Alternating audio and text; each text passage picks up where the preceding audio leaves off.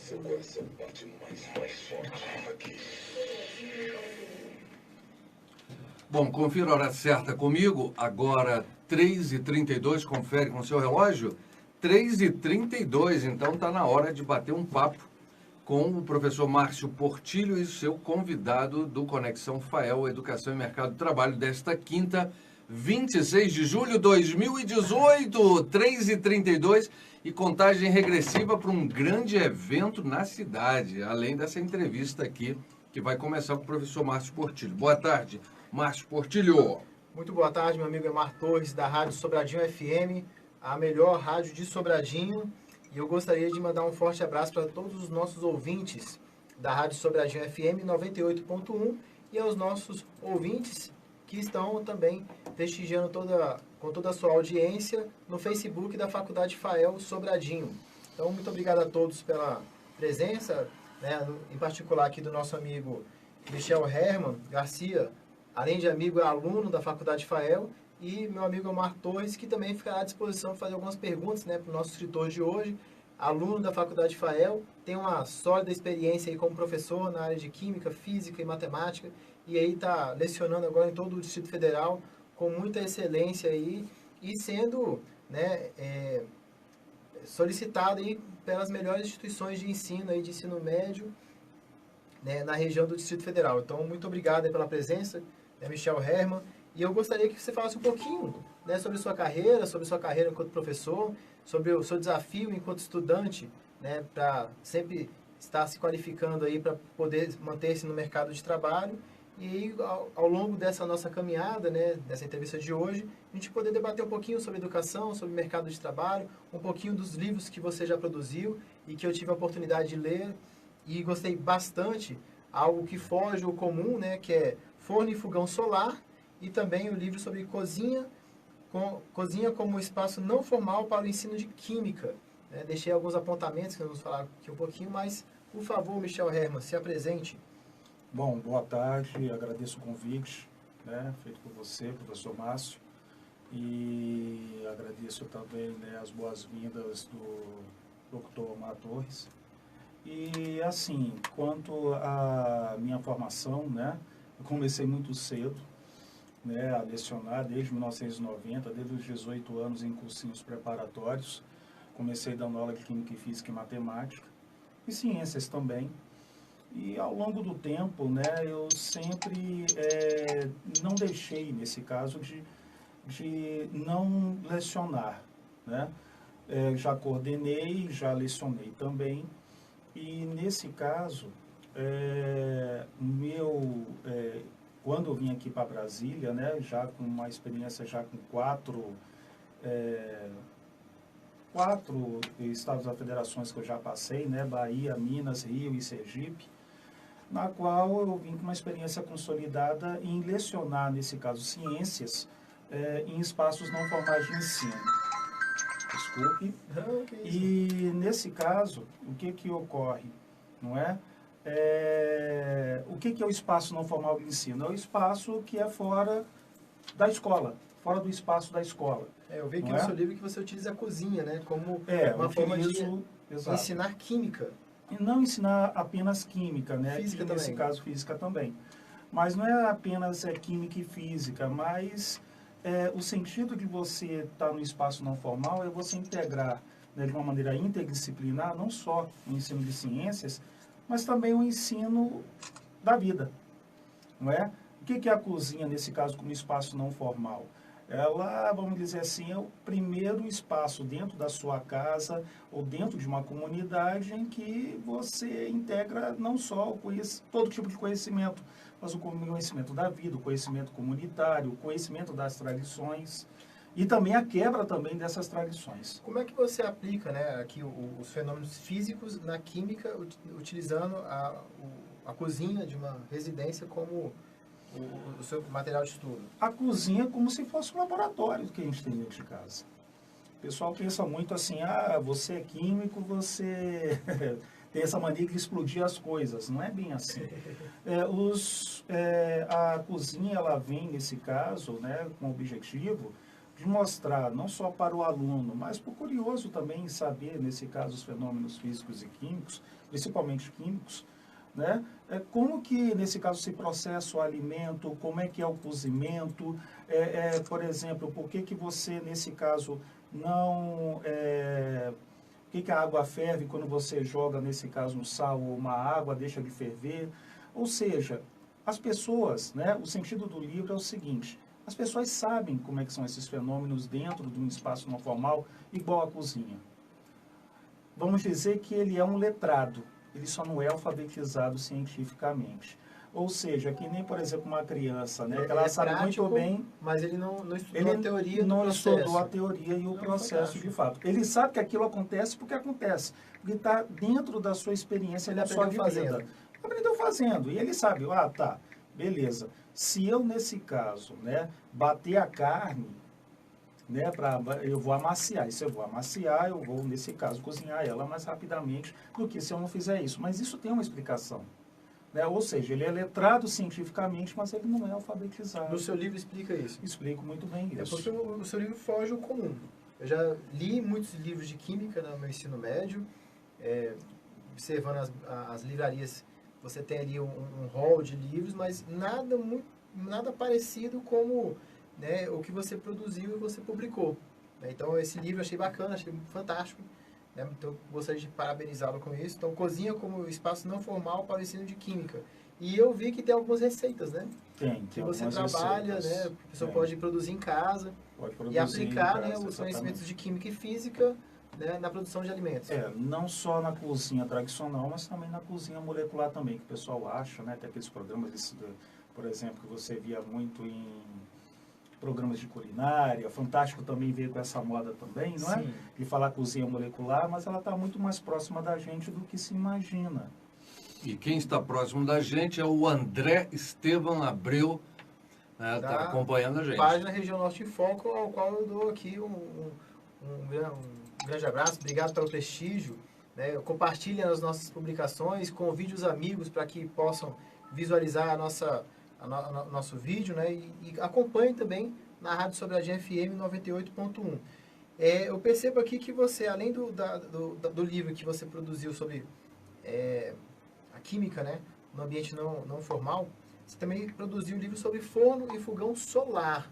Essa é a novidade. E eu sei que você aplicou aqui em uma das escolas de Sobradinho, né, um pouco dessa técnica, né, na prática dos alunos. Como é que foi essa experiência? Você conseguiu concluir essa experiência? Não conseguiu? E para você, conseguiu desenvolver esse conteúdo em outros ambientes? Porque eu li o livro e fiquei fascinado. Achei algo assim, extremamente inovador, aplicado numa universidade, mas nunca imaginei que no ensino médio nós poderíamos tratar desse assunto. Bom, esse livro foi um fruto de uma experiência de um colégio rural que eu tive lá em Sergipe. Não é? Porque quando você fala em fogão solar, você fala de um artefato não predatório, não é? Que não utiliza combustível fóssil nem nada. Utiliza o quê? Uma força da natureza que nós temos aqui, não é? Você tem uma ideia, se utiliza muito mais fogão solar na França, que tem 1/10 da irradiação solar que temos no Brasil. E o Brasil, nesse aspecto, né, não utiliza nem 1/100º da capacidade francesa e alemã. Engraçado isso, não é? Ou seja, a gente tem uma irradiação solar, um potencial de irradiação solar tão intenso, porque a gente está numa zona equatorial, e a gente não utiliza isso, né? É uma espécie de, vamos dizer assim, energia jogada fora, que é de graça, não é? Que não é predatória, ou seja, você não vai poluir, você não vai quebrar madeira, nesse caso, no caso de fogão a lenha, ou seja, é uma energia limpa que temos aqui à disposição e, né, o livro vem justamente, eu discuto essa questão da gente quebrar essa má cultura que nós temos. Eu queria assim, fazer duas perguntas nesse processo. Uma delas é, como tornar, né, essa prática do seu livro em algo econômico, né, viável economicamente, e qual é o seu desafio enquanto, né, profissional em se atualizar né, para que você se mantenha no mercado de trabalho. Nós temos tempo, Martins, ou deixamos essas perguntas para o próximo bloco? Isso, depois do próximo bloco e também conosco Vivi Tonaco. Ah, Viviane Tonaco, do Espaço Encantado Júlia Baby Kids. Vivi, um abraço para você, um forte abraço. Eu sou encantado aí com o seu espaço. Acho que você é um ícone aqui em Sobradinho enquanto empresário e eu tenho o privilégio de tê-la como nossa vice-presidente aí na Associação Empresarial de Sobradinho. Mar Torres, fico à sua disposição para o nosso intervalo. Depois da música, então, a gente volta. E aqui no Facebook a gente fica ao vivo e eu gostaria de fazer uma terceira pergunta para você. Como é que funciona, né, aquele trabalho que você fez no preparo de uma carne, onde você deixa em volta um pedaço de gordura, um bacon, uma coisa assim.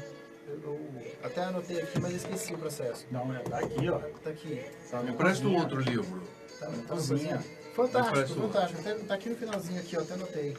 Que é oficina de medalhões oficina de carne. Medalhões de carne, Torres. Como é que funciona esse processo aqui, Torres? Olha, esse processo Vamos ver se é primeiro. a cozinha molecular. Pois é, eu nunca tinha visto e até conversei com o chefe de cozinha, ele não conhecia. Ah, Ficou pelo amor de encantado. Deus, que isso? Isso aí é um processo muito conhecido. Você então, usa... o meu chefe de cozinha não é tão bom. É Michael ou Michael? Não, Michael. Eu falei Michael desde o início ou falei Michael? Não, você falou certo. É mais fácil. Falou? É melhor você chamar Michael do que Michael, né? Ou Michel. Mas assim, você atravessa tudo de pouco, né? Quando você passa no filtro, na peneira várias vezes, você tem uma colinha. Essa colinha ela é chamada de transglutaminase, Mas que é uma enzima. essa peneira, é a peneira de suco de laranja? Você passa? Não, suco de laranja, você vai passando várias vezes, aí até você ter uma espécie de babinha, né, que cola. Essa babinha é uma enzima que é tirada da enzima do porco, e ela é chamada de transglutaminase. Também você pode comprar ela até via internet, ela não é cara não. Né? E você pode usar várias vezes, se você quiser. E dessa transglutaminase, você, nesse caso, obedecendo as proporções de preparo, que o próprio fala, né, para cada quilo de carne é 0,06%, né, da medida, né, você pode fazer, nesse caso, os medalhões, ou seja, os medalhões, os bifes a rolês, que antigamente você colocava aqueles palitinhos de dente, né, aí aquilo é muito chato, que algum escapa, você acaba até mordendo, se machucando. Esse não, esse você prepara, não é?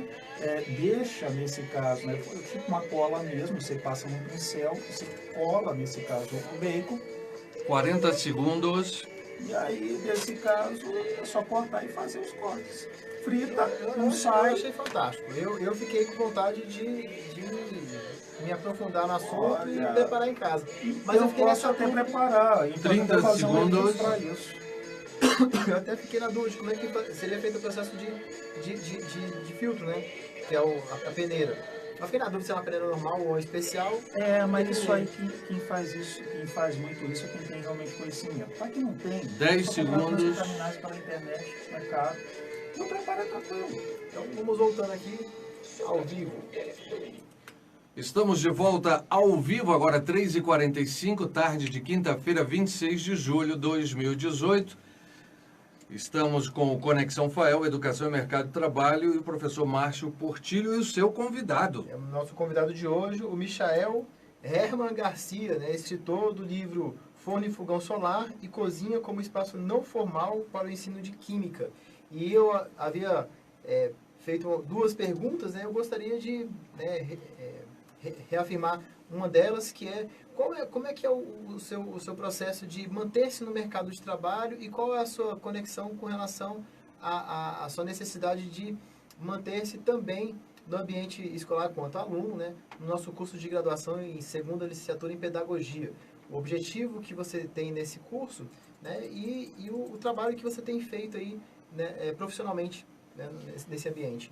Bom, o sentido que eu tenho procurado nesse caso a pedagogia é justamente para sacramentar, vamos dizer, um tipo de conhecimento, né? Conhecimento pedagógico que eu já venho adquirindo ao longo do meu exercício docente. Exato. Né? E a outra coisa é a questão do mercado de trabalho. Ao mesmo tempo, você tem que se tornar competitivo. Se tornar competitivo significa que você tem que se dispor de tempo, não é? Ter uma energia, vamos dizer assim, se tornar atualizado, né? E também a outra coisa é o sentido do seu trabalho. Para que eu sou professor? Apenas, nesse caso, transmitir conhecimento? Ou, nesse caso, tornar esse conhecimento para fazer uma certa diferença em um determinado contexto, né? Sócio, histórico, cultural, da comunidade na qual você faz parte? Isso é tema de seminário de pedagogia. Olha aí, mas... É profundo. Mas você pediu, ele falou competição, mas o mercado hoje está precisando também de colaboração, né? Poderia Também. acrescentar isso, né? Também.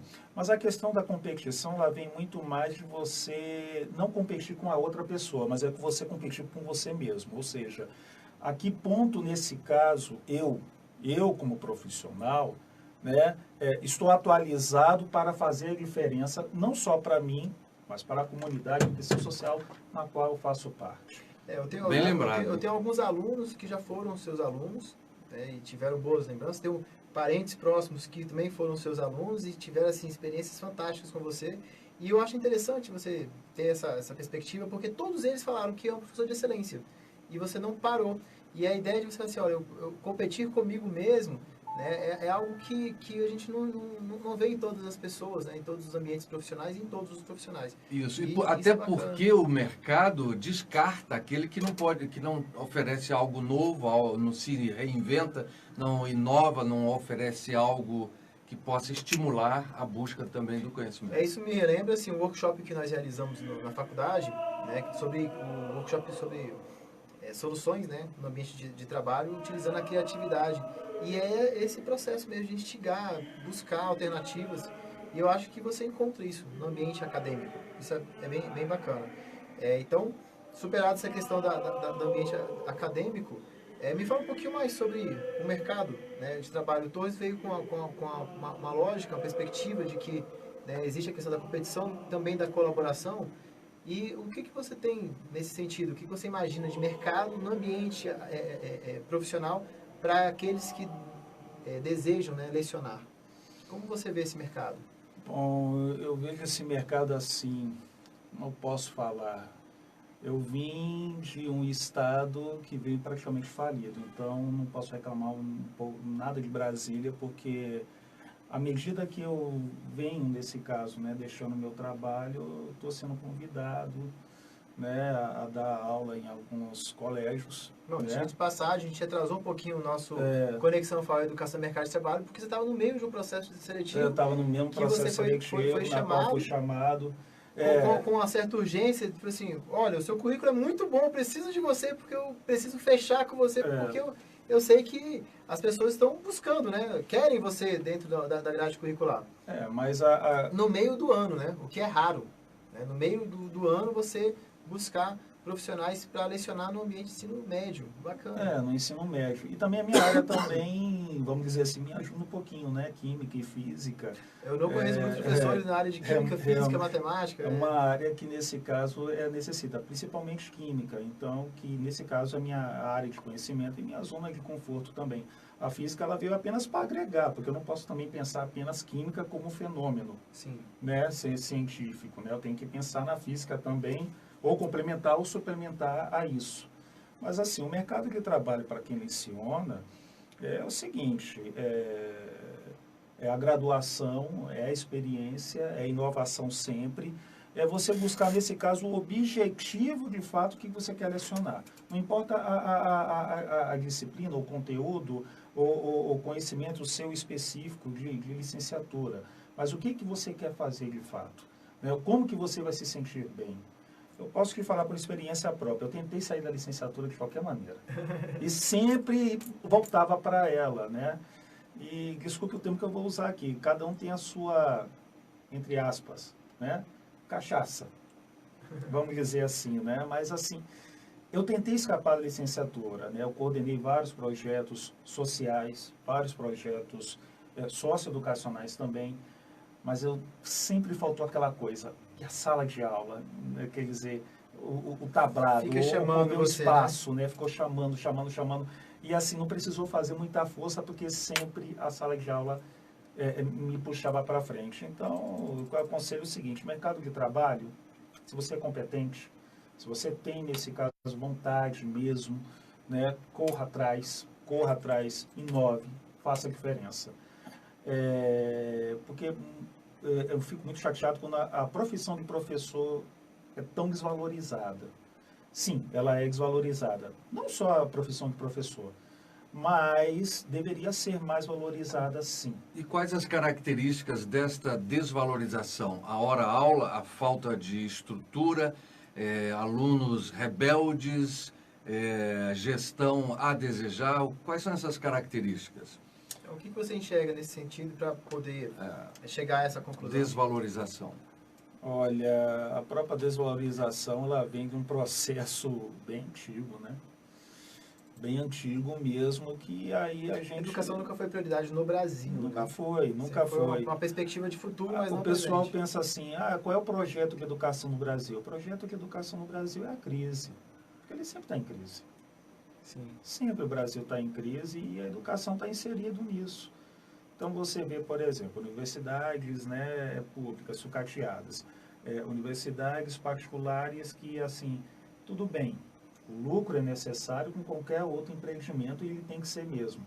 Mas parece que, em vez da gente fazer uma americanização correta, a gente faz o inverso e cobrar um valor perverso. mais alto para poder promover um valor com uma excelência de ensino com estrutura de ponta, faz o processo inverso de fato. Faz o inverso de fato. Por exemplo, eu já estive no exterior, numa universidade particular, por exemplo, eu faço mestrado numa faculdade particular, no exterior, faço.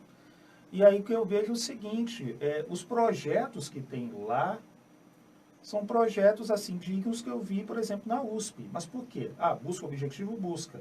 Mas para buscar o conhecimento, buscar a tecnologia, buscar a inovação, você tem que gastar um pouco. Tudo bem que depois todo esse empreendimento, todo esse investimento, você vai ganhar lá para frente, depois, muito mais. Eu acho que é mais profundo.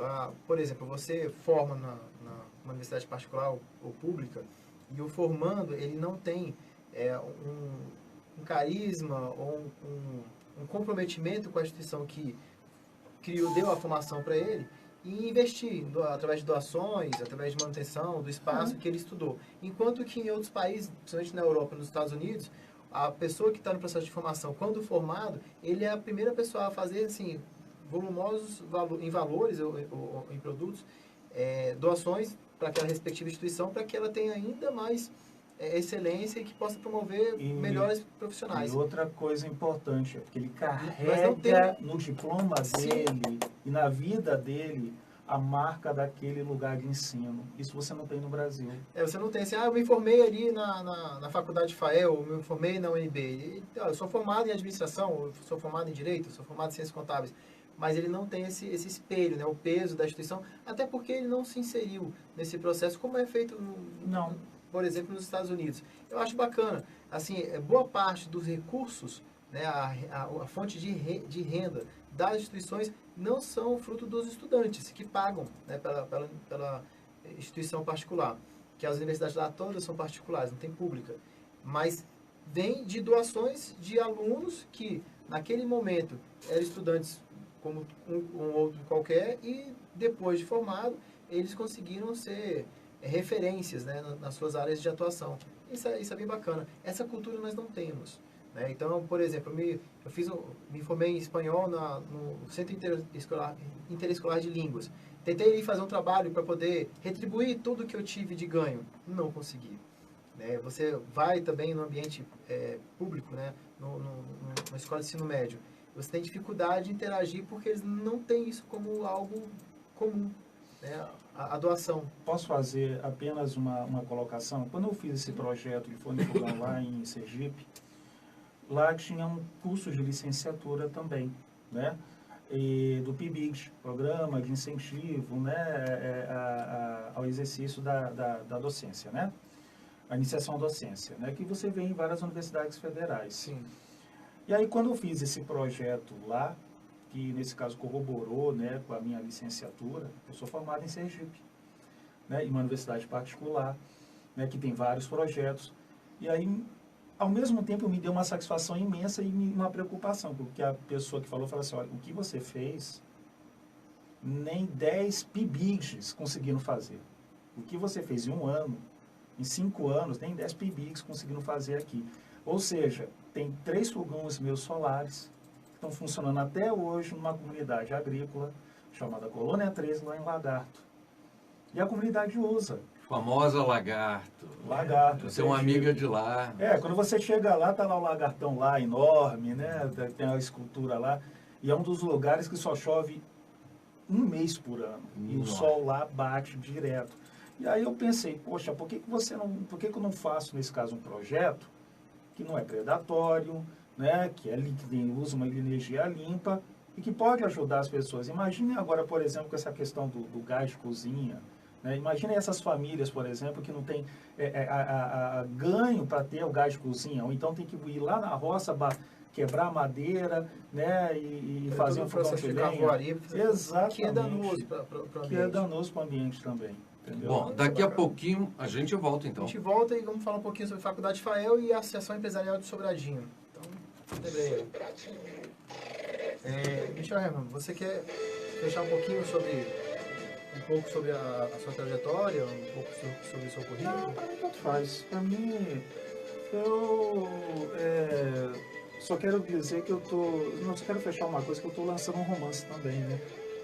Assim, eu até ia trazer o livro da sua esposa, que você será que não vai dar tempo? Não, numa outra oportunidade você pode até entrevistar, ela tem muita coisa para contar. Você pode me atualizar a hora-aula hoje, onde você está trabalhando? Em termos 30 a 60 reais hora-aula. É assim. Aqui paga até melhor do que o Rio de Janeiro. Nossa, nem se compara. É mesmo. Pô, com aqueles colégios tradicionais no A Rio. comparação dos professores de Brasília nunca são com outros professores de outros estados, porque aqui realmente aqui a renda per capita, aqui a renda é maior. Sim, 30 reais ou 60 reais? Entre 30 e 60 reais.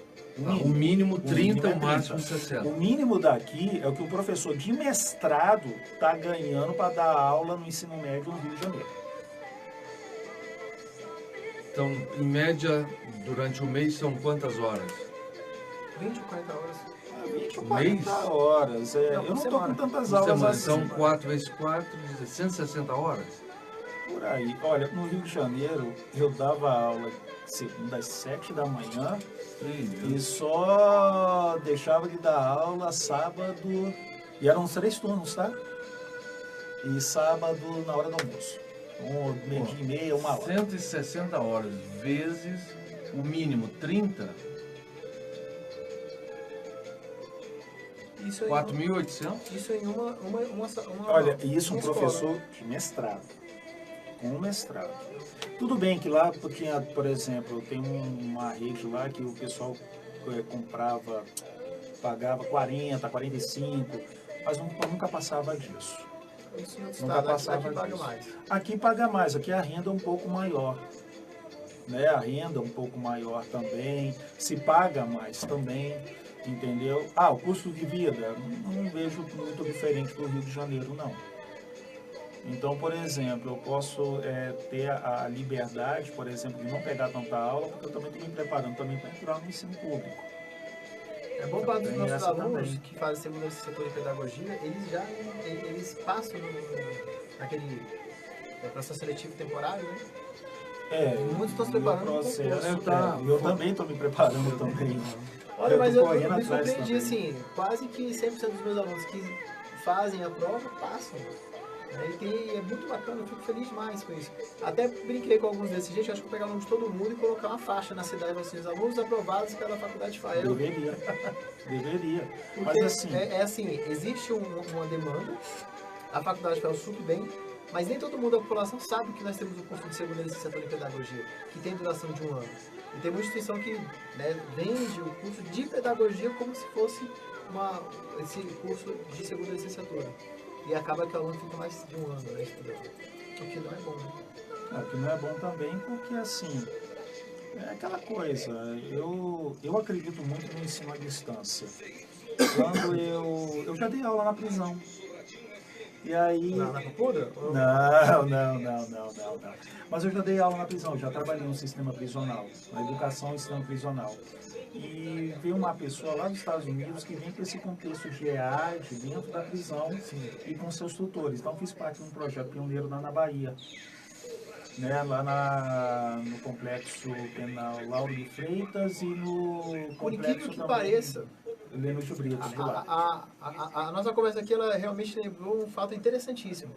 Embora a metodologia EAD ela seja uma realidade no Brasil, o aluno de penitenciária ele não consegue, né, formar ou cursar na metodologia EAD porque ele obrigatoriamente tem que realizar suas provas no ambiente acadêmico. Mas... E aí ele não pode sair assim, se ele não tem autorização para sair, para realizar a prova, ele acaba não realizando e reprovando. Mas aí que tá. Por exemplo, nos Estados Unidos isso é usado como progressão de pena. Isso, e detalhe, ele faz toda a prova, aí tem a digital. Aí a presencial ele faz e manda via correspondência. Isso Né? foi objeto de estudo dentro da própria faculdade, porque tinha alguns alunos que eram presidiários e queriam justificar a falta na prova por serem presos. E não justifica. Ele reprovou por falta porque não realizou a prova. Então, assim, é muito... beira a crueldade, né? E, assim, falta de bom As senso. regras, né? Rígidas. Às vezes é assim, uma inflexibilidade numa situação de que é exceção. O preso é exceção. Né? Aquela pessoa que está detida, ela está à margem da sociedade por um determinado fator. Mas isso, eu particularmente acho que não pode ser um impedimento para poder dar continuidade aos seus estudos. E se você não tem, você tem lá o ensino médio dentro das penitenciárias, mas você não tem ambiente de graduação. O que é uma coisa diferente. Porque onde eu trabalhei, a gente estava preparando para o ingresso da UNB e do Enem. E foi engraçado, Vamos lá? né? Os 15 Eu alunos, queria 10 falar um pouquinho passaram. da associação empresarial, das nossas atividades, e aí, como morador da cidade, Só um momento. vale a pena você perguntar, né? Bom, agora 4h04. Confere com o seu relógio, Michael. 4h04. 4h04, professor Márcio Portilho, tarde de quinta-feira, 26 de julho de 2018. Estamos ao vivo. É o Conexão Fael Mercado e Educação e Mercado de Trabalho, né? Hoje com o professor Michel aqui com a gente, não é isso? Exato. E nesse terceiro bloco, né, eu gostaria de falar um pouquinho sobre a Associação Empresarial de Sobradinho. Nós já estamos realizando algumas ações sociais, né, algumas ações comerciais, e hoje nós temos uma outra ação que é uma ação de treinamento e desenvolvimento para os nossos empresários e também para os nossos colaboradores, né, das respectivas empresas.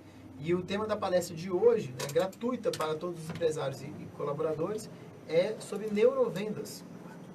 E nessa palestra de neurovendas, durante 1 hora e 20 minutos, vocês vão aprender algumas técnicas de abertura e fechamento de vendas. E uma das situações que a gente vem observando dos clientes é que nós não atendemos com excelência.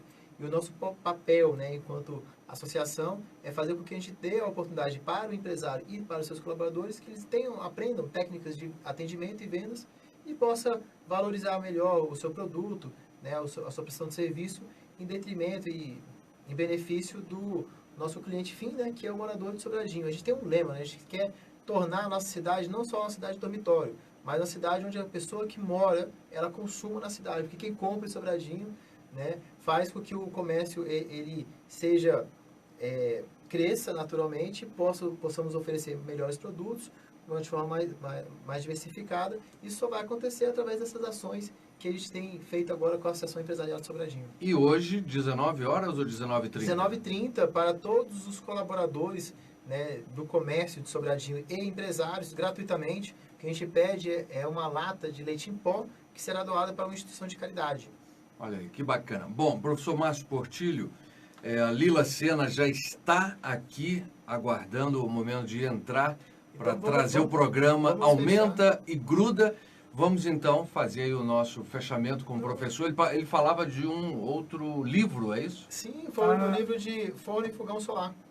Nós abordamos no primeiro bloco ainda sobre um livro que ele produziu, né, em atenção a um projeto que você desenvolveu em Sergipe, de uma forma informal aqui também em Sobradinho. Vai ter um grupo, nesse caso de um colégio que eu estava dando aula aqui, eu tive que sair, mas aí o grupo, né, nesse caso do São José, espero, né, que eles façam, nesse caso, o projeto de ciências deles, né, que coloque isso mais para frente, é interessante. Mas eu também gostaria apenas, assim, de dar o meu breve até logo, né, só para falar que em setembro eu estou lançando aí um romance, né, alguns contos, junto com a minha esposa também. E voltar também aqui para escritora. falar desse Lógico, romance. com certeza, com Será certeza. muito bem-vindo. Eu não escrevo apenas ciências, né, eu escrevo romances, muitos contos, né, alguns legais, alguns, né, que tem, nesse caso, são tristes, mas tem um final feliz, né. E lembrando que ontem foi o dia do escritor, né, então é bom Olha, que a gente lembre também disso. Escrever também, difundir a cultura também é importante. a ideia de, de levarmos hoje, né, essa entrevista é para lembrar que nós temos que criar a cultura da leitura, né?